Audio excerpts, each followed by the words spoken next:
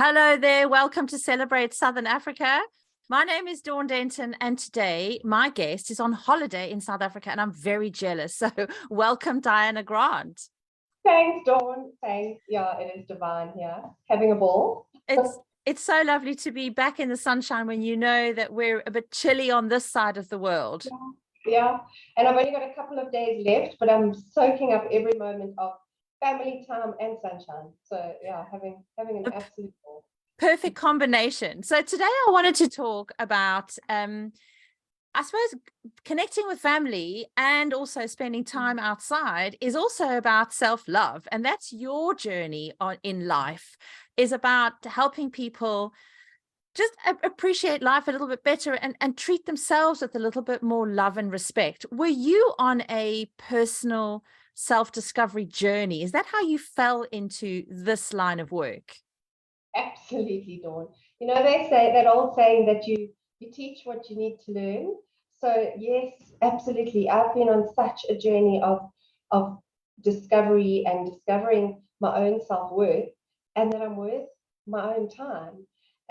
Since a young age, it started early on in our family structure. I would watch the beautiful people that I loved so much and who loved me so much and loved each other so much, and I'd see them also managing to hurt each other and be, have sadness and emotional pain. And so I would observe from a very young age and think, what's going on here? These are amazing people. I think they're amazing. They think each other are amazing.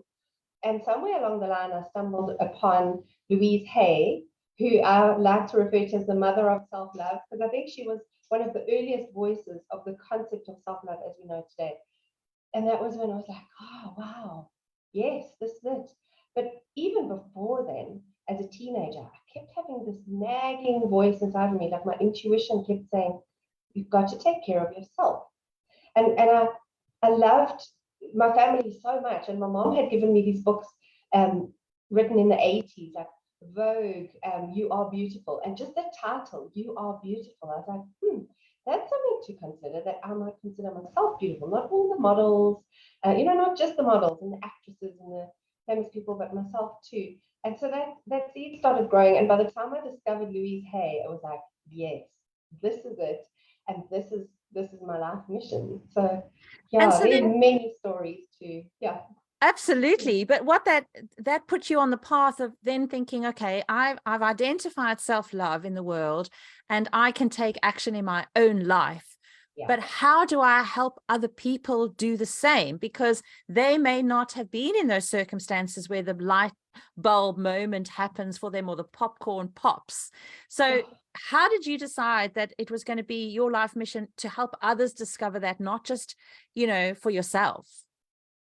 Right, that's a good question. And that is where storytelling comes in. But before I get to the story about storytelling, I'm the eldest of four children. And I remember having a moment when I was 19, and I was at a very, for me at that time, a very tough crossroads of making a choice.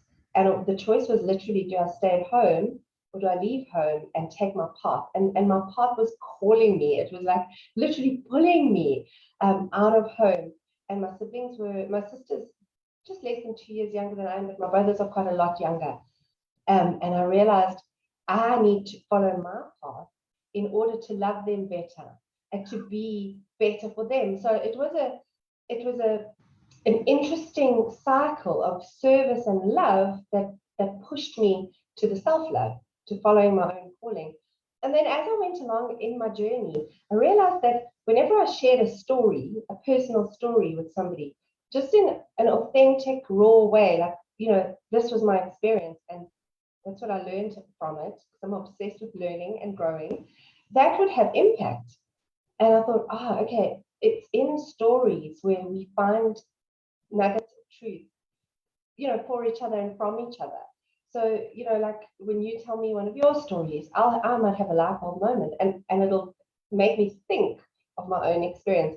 And that's where I got into this whole thing of just sharing my truth as it is, and hoping that the lessons that I learn can serve somebody else as well. It's a really simple and incredibly powerful message that we all have that capacity, but we don't always listen to the universe, and we don't listen to our calling, because some people have a calling, but they don't know how to identify that pull. Like you spoke at 19 about your calling was pulling you, but a lot of people don't know how to identify the character traits of a calling pulling you. So you kind of have to be open to that. And again, that probably comes from, if I love myself, I'm aware of the world around me, I care for myself, then everything else seems to fall into place. True, Dawn. And I think a big part of it, there's so much talk about having a calling or having a purpose. And I think a big part of it is that we don't always understand. But when we're really drawn to something, or it nags us and it nags, it's to trust that there's something within us that kind of knows the path, even when we don't understand, doesn't necessarily make sense. I mean, me leaving home at 19 didn't make sense to a big part of my cognition, but I knew on a level that I needed to follow that, and then things played out from there. So I think it's trusting ourselves, and self-trust goes hand in hand with self-love. And these are terms that are bandied about so much, and I think often also misunderstood. Self-love is not a selfie. That's currently a tagline that I'm working with quite a bit, because it's really not about that. It's not a narcissistic, look at me, I'm so great. It's an inner journey. It's trusting our own guidance, getting to know ourselves, and following that. The calling comes from within, for sure. Absolutely. So now you trained to be a coach. Did you just do I don't mean it just, but was it a generic coaching, life coaching, and then you've kind of specialized in an area, or is there something specific that you trained in to be a kind of to focus on self-love? Again, no, that was also quite a journey. So the coaching thing for me started way back when I actually sort of fell into training in my job career. And I thought what I loved about training was simply the impact it had on people, because I'm passionate, as I said earlier, about learning new things and growing. So as soon as I was saying to my brother the other day, it doesn't matter what it is. It could be learning how to screw in a light bulb, because I'm learning something new. I get passionate about it. So falling into training kind of made sense for me, and then seeing the impact of people when they felt more empowered in their work and they saw themselves in a new light. That's when I kind of thought, oh, that I love that impact. And the woman that I worked with spoke to me about coaching. That was many years ago. I didn't even know what coaching was then. It was like a new concept. And then sort of jump forward 10 years. And I had, through my career path, found myself coaching colleagues, peer coaching. And I'd started programs about self-love. And so as a complete novice, I found, because it was an email program, the first program that I did many years ago that I created. And then people who were doing the program would say, I would really love you to help me process this, because I'm not sure that I understand what I'm working with. So I started working with people and realized I better get serious about this and get some proper education on how to do this properly so that I don't fail these beautiful humans. And then so I did do a generic coaching course, a very broad one. And from there, just focused specific things on self-love. And it's quite, I think, coaching and psychology is beautiful in that we all share a lot of, there are psychological themes that we all share, emotional themes that we all share.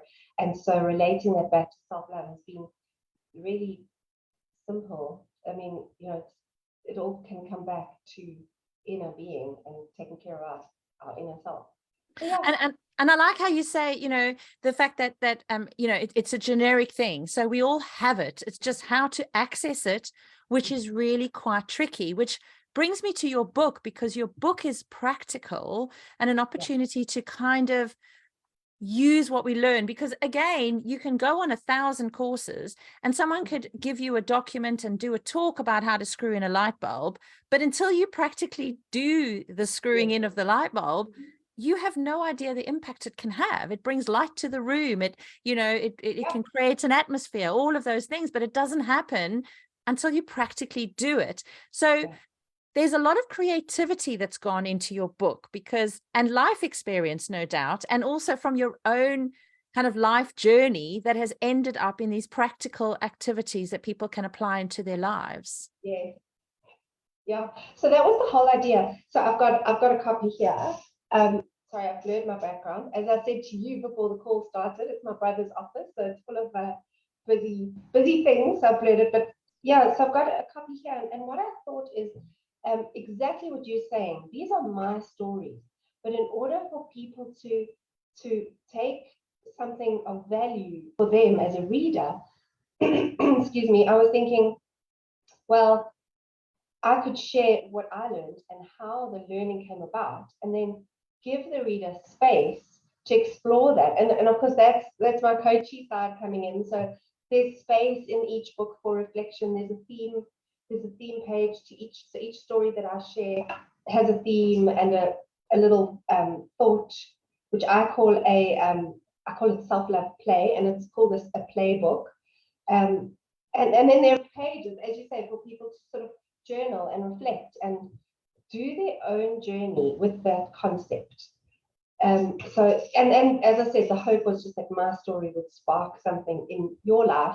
As yes, I had a similar learning when this happened to me. So yeah, that was the whole idea. Oh, I love it. I love it. But I also kind of wonder, we all know that we don't give ourselves enough space and time, and it's often a guilt. You think, oh, I just want to actually sit here and watch mindless TV. I don't have to physically be doing anything. I don't have to even take out the knitting needles. I can actually just sit here and not do a thing.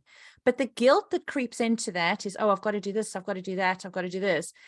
How do you know when you are not giving yourself enough time? Because that becomes our way of life. It becomes the way that we exist, from almost crisis to crisis and activity to activity. So what are the signs that we need to go, actually, it's okay, and the guilt has to, and learning to deal with the guilt? Yeah. So I think the guilt is one of the road signs. The guilt is the flag. Okay. I have this motto that, and it doesn't come from me. I heard a saying many years ago, and I don't even know who to attribute it to.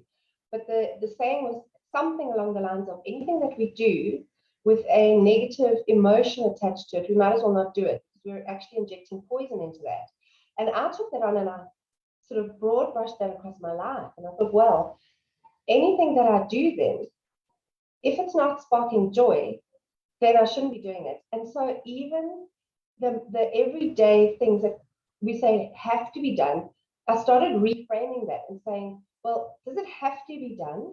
Or do I choose to do it because it works for me in my life? So first of all, there was that reframing. Then it comes to the fact of, well, that then must include rest.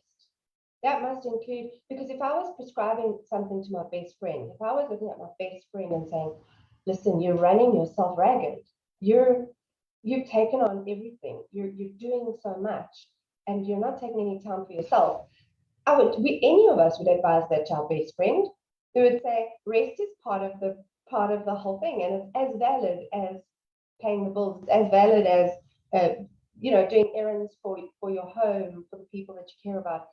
And so I started turning it on myself like that and saying, well, if I was my own best friend, what would my advice be?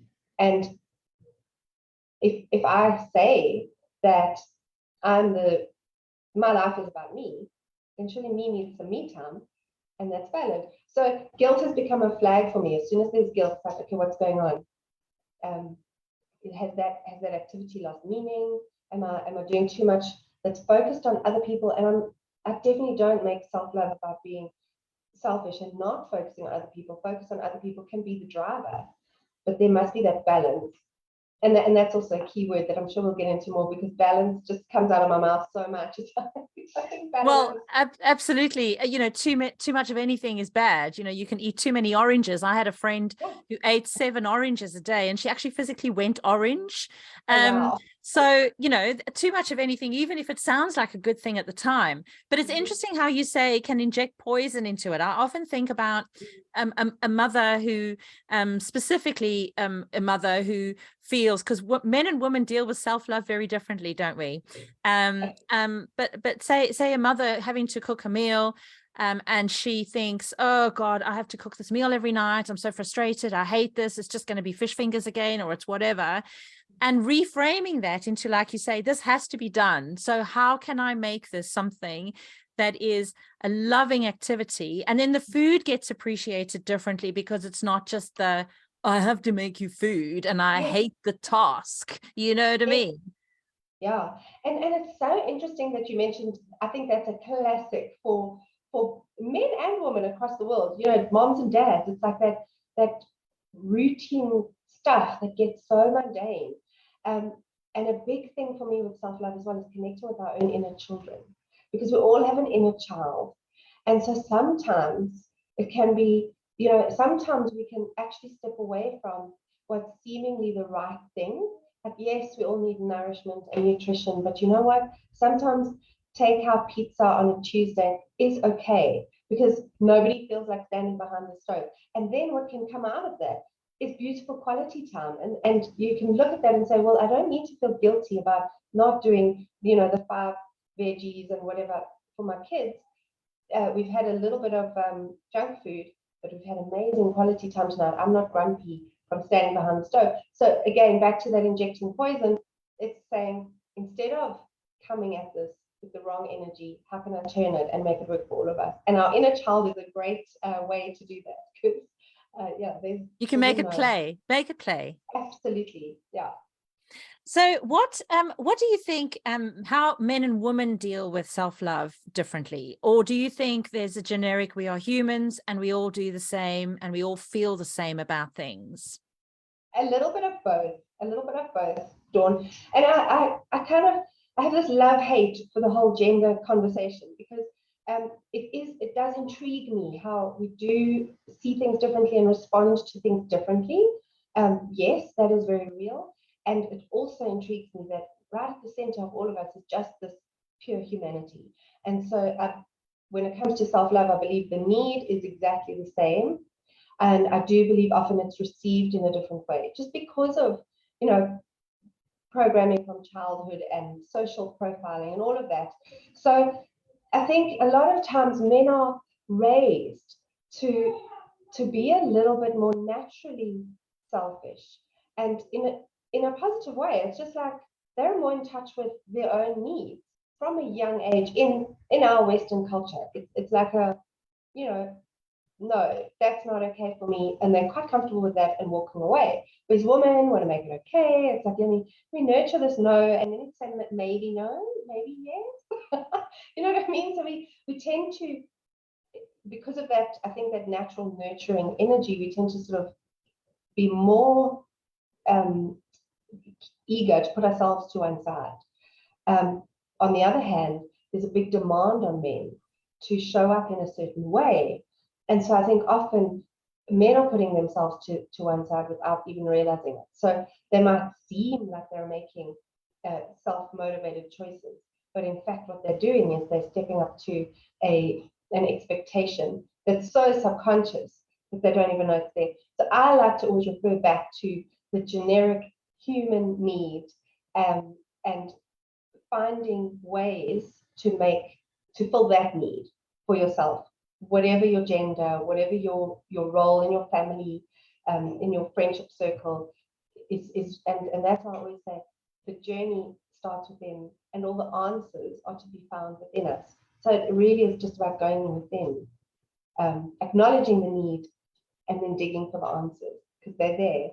Yeah, they are. And I think it's also being aware of those and aware of our needs. Do you think that as society is shifting and growing in a response, I suppose, to difficult and challenging times, that we are more aware of our needs, male and female, and roles are, the traditional roles in a family have shifted. I mean, we think in the last 50 years, 60 years, and even less, possibly even into the 80s, and early 90s, there was a real defining role for a man and a woman in a home.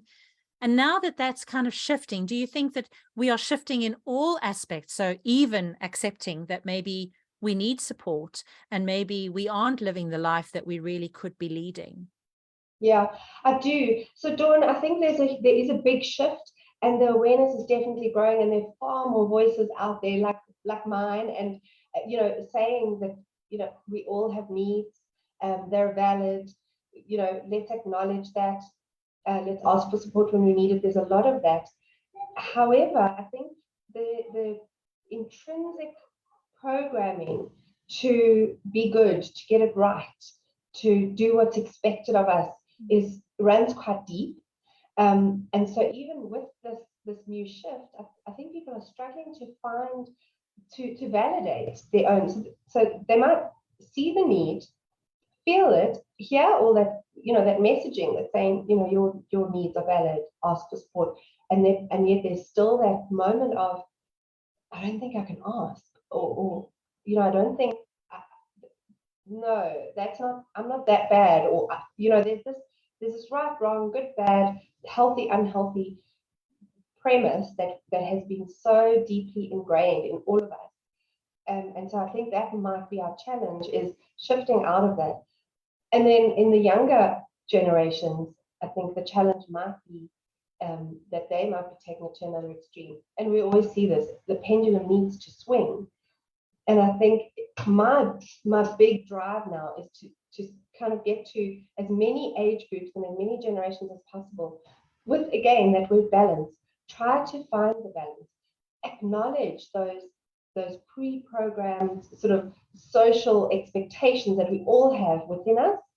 Acknowledge the true sort of needs that are coming up within us, and try and find a good middle ground that we can really honor ourselves, and at the same time honor our role in whichever part of society we find, our role in our family, honor our contracts with each other, by first and foremost honoring who we are, but not going to an extreme of, as I said, selfies and navel gazing, as my stoic dad would have said when I was a teenager.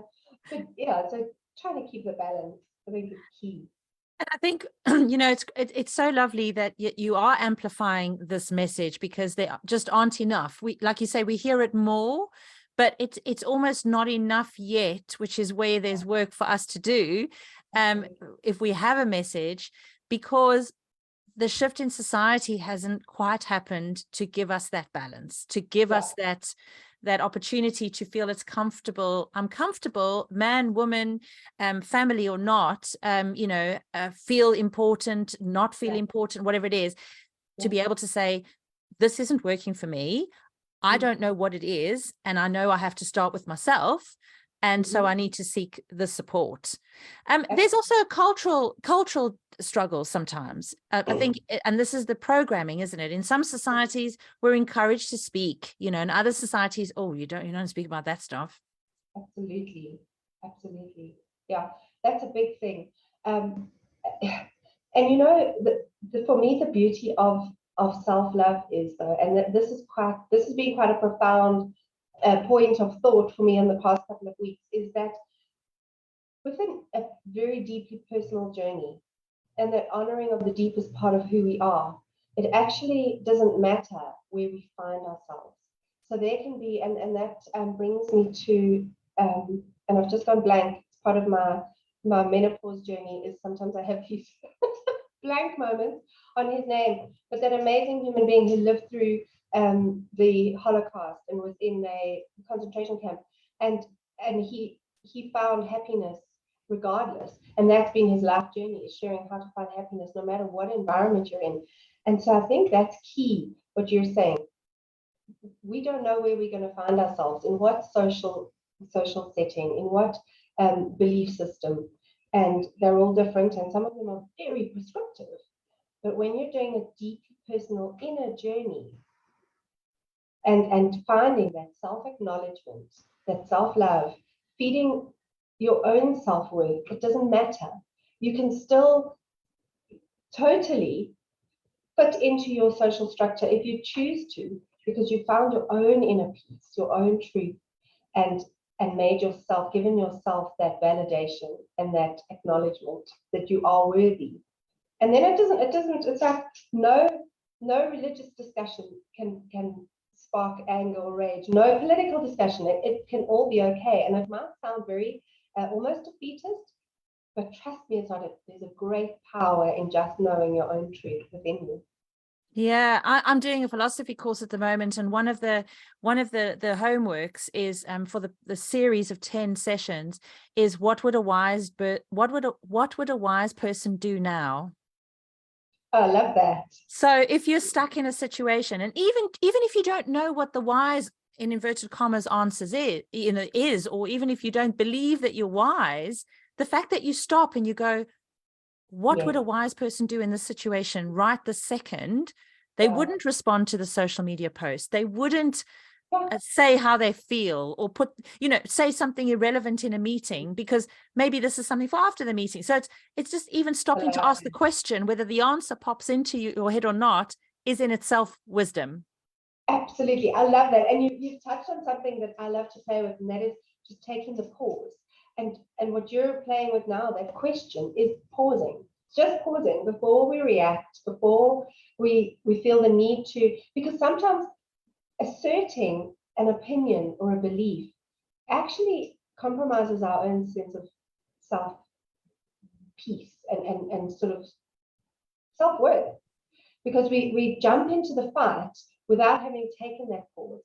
And sometimes, most times with the pause, it's just like, well, I don't have to. And then when we do, if we feel, okay, no, I do have something to say here, I think we've given ourselves a chance to formulate it in a more authentic way that then will hold meaning and weight for us and possibly the other person or people. We hope so. We hope. You never know. And there are many versions of that. So you've mentioned, what would a wise person do? I've read an author who says, what would love do now? But wisdom, love, these are words that hold meaning. So I think it's for each of us to find a word that really works for us. So I love that. What would a wise person do now? That's great. And my daughter, who's one of my biggest, thanks. One of my daughters, my daughter's one of my biggest fans. She always says, what would Diana do? That's I'm like, oh, Eri, thank you. She's like, everyone should have a mug on their desk that says, what would Diana do? Oh. Like, she really is my biggest fan. Oh, that's so lovely. I love it. So what practical things do you do in your life as because of course it's not, nobody's perfect, and I'm sure there's times when you have to rein yourself in and go, whoa, this is not great. But what are the practical things that you do that have really helped you look after yourself? Yeah. So Dawn, for me, a very big thing, and they go hand in hand, and I think for a lot of people that it's synonymous with self-love, is self-care, because we are physical beings. So it's such an easy place to start is simple self-care. So and then self-care, the obvious place is physical. So little things like time for what matters to my body. So time for looking at nutrition, time for looking at rest, time for nurturing my skin. So all of that physical care, and then that ekes into emotional self-care. So just as you would do if you were raising a child, you would sort of focus on not just keeping them alive in an ideal world. It would be keeping them healthy emotionally as well, mentally. So it's these practices, and I always say practice. Practice is the key word here. So like you would practice for sport, self-love takes practice. So self-care physically, self-care with emotions. So taking a little bit of time out each day to check in. How am I feeling? And what happens then, the ripples are amazing, because when I ask myself, how am I feeling? I remember to ask others that during the day. So, and we all need that. So by doing these little practices that take care of me, I'm actually impacting the world in a greater way. But so back to your question, I focus on my values, and I always suggest to people, do you know what your key values are? Figure them out, get in touch with them, write them down, and they can shift over time. One of my key values is vitality. So I'm passionate about finding out, what works physically, what's going to keep me healthy, what's going to keep me energized, and vitality on all levels. So when I say energized and healthy, I mean mind, body, spirit. So it's things like you mentioned, Netflix and chill. Sometimes we want to just sit on the couch and do absolutely nothing. For me, though, I'm very picky about what that Netflix looks like. What am I taking in? And it's not to say that I only watch the documentaries that hold value. No, I watch like absolute rubbish TV shows where Cornelius and I look at each other and he's like, wow, babe, this is so realistic, right? And we're like, because it's absolute junk. But it's the messaging. I check the messaging. Is this messaging that I want to be taking into my psyche? So I think it's there are certain keywords here. There's knowing myself. So spending time getting to know myself. That's become a practice, and it doesn't go away because we do change, we grow. So where am I at right now? How am I feeling? What am I taking in? Whether that be, physical food for my body, mental food, emotional food. And so that word practice just comes through over and over again, as well as balance. Remembering that balance nourishes almost anything in nature. I mean, just look at nature. It's always getting balanced out, no matter what. So we're the same. So I think, it's getting to know yourself and then committing to that. A big one for commitment as well. Yeah, I keep throwing out these words. So yeah, it's for me the commitment. So I'll have days where, and then it's watching. So self-knowledge for me is such an important thing because it's watching our own selves. So if I find myself in a situation that isn't optimal for me, and especially relationships on every level. So whether it's colleagues, family, friends, those are the biggest mirrors for us. The people in our lives are the big mirrors. So when something goes down and I don't feel good about that interaction, and I feel uncomfortable or I have emotions afterwards like anger or disappointment, or it's about just taking that moment and checking in. Okay, what was going on? How was I showing up? What was going on for me? Because it's so easy to say, oh, he or she is so whatever, blah, blah, blah, so selfish, so angry, so judgy. And it's taking that opportunity for our relationships to mirror us and say, okay, well, why do I feel that way? Or why am I thinking this? How is I showing up? What's going on for me? And that, I think, is such a fresh thing a lot of people don't think about, because we get hurt and disappointed with other people. And to then say, okay, well, what's going on for me right now? How did that person manage to disappoint me or hurt me? And again, that just brings it back home to within again. That's such a good one. I mean, I often use, I'm often disappointed because people, do something that I'm disappointed in. They say something that disappoints me. And actually for me to now think, but why am I disappointed, as opposed to making it their fault for letting me down? Absolutely. Wow. Okay. Yeah. And that's so empowering, right, Dawn? Because when we're going, she really disappointed me, she's really let me down, that leaves the power with that person. It leaves us feeling disappointed. It leaves us in the disappointed space. It leaves that relationship in a disappointed space. And they may not even know. They might have no idea. Yeah, absolutely. They were just doing their thing. Whereas bringing it back, it's like, it empowers me. It's like, okay, well, what was going on for me? And that is so validating. And suddenly it's like, I get to clear that. I get to process it. If I do then need to process it a bit with that person, I know where I'm coming from. I'm clear on what was going on for me. And if I don't, I can just let it go and move on. And if that person's oblivious, and we can all move on, and happy days. Fantastic. It's so nice and simple. I love it. I've just had a whole coaching session. I love it. Thank you so much. So tell us about where people can get hold of your book and how they can find out more about what you do. Awesome. So at the moment, the print book is being reprinted, which is great. But Amazon Kindle is where you can get the Kindle version. My website is dianagrant.com. Really simple, and everything's on there. The books as well. So as soon as the books are out, are available again in hard copy, that'll be on there.